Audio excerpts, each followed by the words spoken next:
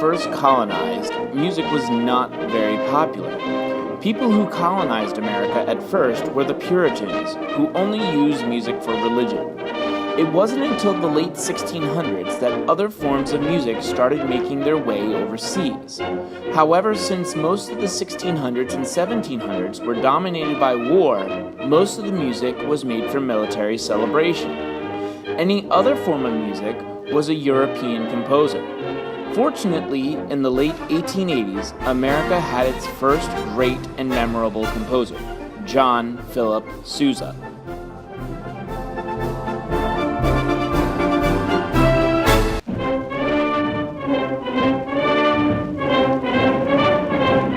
Sousa was born in 1854 in Washington, D.C.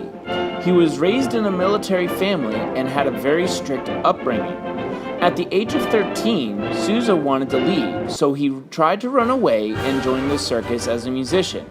But he was quickly returned home, and his father enrolled him as a musical apprentice in the Marines. Years later, when Sousa was 19, he took a leave from the Marines to try to write musicals in New York. But when he was 26, he returned and became the band leader of the Marines. Sousa conducted the Marine Band for 2 years, but in 1892, he left the band once again to form his own, the Sousa Band. From 1892 to 1931, the Sousa Band toured all over the world. Sousa composed more than 200 pieces for his band. What gave Sousa the most recognition was his marches.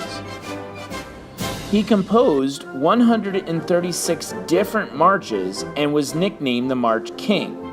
He was also an inventor and redesigned many instruments to be easier to march with, most notably the sousaphone.